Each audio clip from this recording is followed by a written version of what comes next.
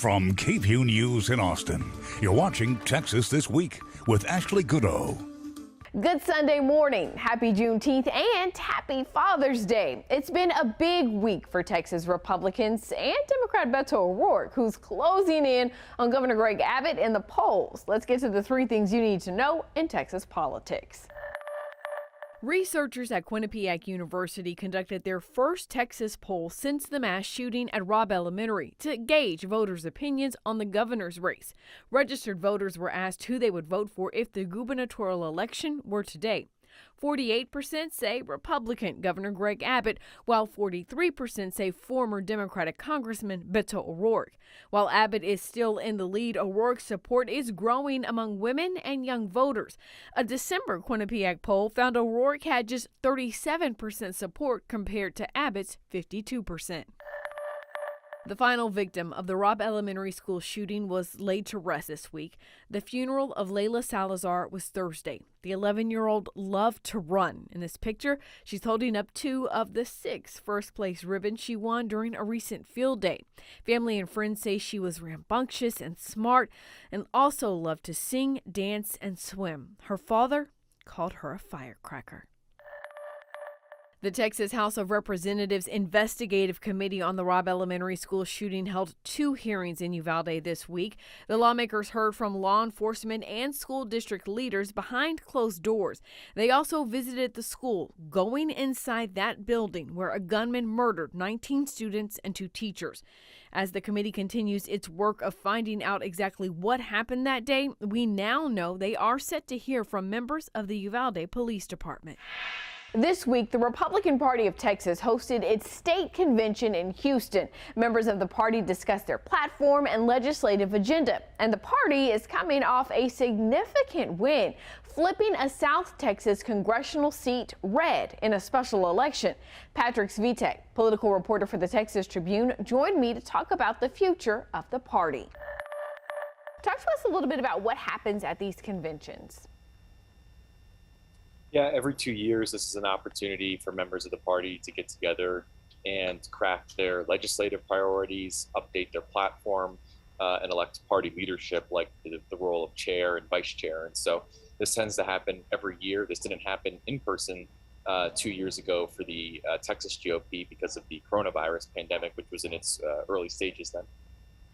And so when we think about this past legislative session, the Republican Party was very successful in getting things that they have really wanted in terms of things that have been party platforms for a long time, in terms of what they like to call constitutional carry, as well as the heartbeat law, which bans abortions after about 6 weeks.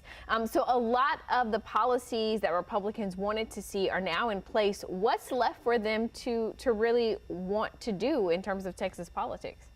Yeah, as you point out, they've accomplished a lot last year that has long been sought by the party. And the question is, what more do they want? There's always more abortion restrictions, I think, that the base of the party wants. And so you can see discussion of that. There's also a lot of discussion of banning gender-affirming treatments for transgender children. I expect to hear a lot more about that, and also about some of these curriculum issues. You hear a lot about critical race theory, and even though there was legislation passed last year to crack down on that, I'm sure there's still more they believe they can do.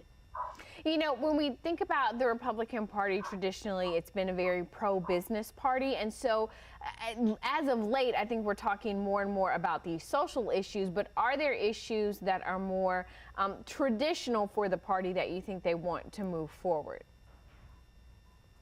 When it comes to taxes, which I think are traditionally are viewed as a traditional issue, there's certainly discussion around property taxes and what more the state can do in its limited role to rein in property taxes.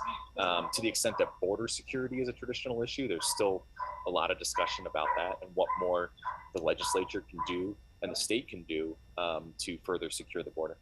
Another thing that the Republican Party of Texas has really been trying to do is have a larger footprint, expand their footprint in South Texas. And we saw that they were successful in doing that here recently with the special election for a congressional seat. Tell us about the election. Yeah, the outcome was a big deal. The Republican who won, Mayra Flores, will be the first Mexican born woman to serve in Congress, and one of the few Republicans to ever represent that part of the state in Congress. Now she'll only serve until January, but Republicans say that this is nonetheless a big boost of momentum as they try to make more inroads in South Texas in the November election. Tell us a little bit more about her campaign. How was she able to flip that seat?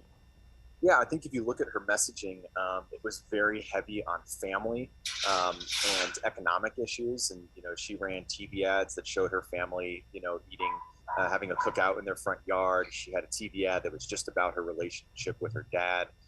Obviously, in South Texas, which is not the best way to describe it, the most ideal way to describe it, but tends to be a little more socially conservative, even among Democrats. And so being able to show that you have a tight-knit family, a strong relationship with people in your family, I think is an important message for Republicans to project there. And then also the economic issues she ran on, ran against the inflation that we're seeing, tried to really relate to people who are, having a hard time making ends meet under this inflation. And so those are just a few things we heard from her.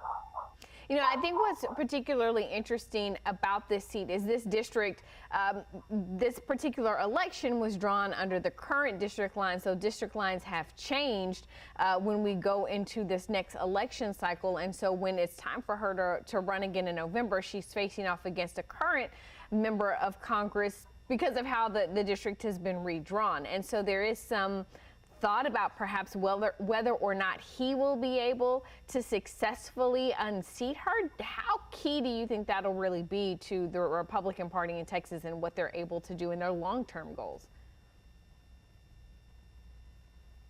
Yeah, as you pointed out, this district gets much harder for her in November. It goes from a district that President Biden carried by 4 to one that he would have carried by a wider margin of about 15 or 16 points. And so it's going to be an uphill battle for her in November. But it does get a little less hard now that she's an incumbent. There are just some inherent advantages of being an incumbent. And obviously all these national Republican groups are all in on her, and she's going to be very well funded in November. And I should also point out it's different in that she faces a different Democratic opponent. A current sitting congressman, Vicente Gonzalez, is running as a Democratic nominee in that seat in November. And so she's going to face a Democratic opponent who is just more well established. Patrick, overall, I think what are you watching in terms of the Republican Party and what they're doing as we inch closer to November? One thing that I'm definitely watching is how they navigate the issue of gun violence, especially after the Uvalde shooting. I mean, we see, and it's not just after that shooting, but after previous shootings, we see poll after poll that shows that voters believe we need stricter gun laws in Texas, and they, support things like universal background checks by wide margins. And so one of the things that I'm watching is, are the elected officials going to try to address that public opinion in any way right now? Because right now in this state, we have, large majorities of voters who will vote in November who believe there needs to be action on guns. And so far, leadership in this state Republican leadership in the state has largely resisted that. And so that's one of the big things that I'm watching in these coming weeks. Thank you for joining us for Texas This Week.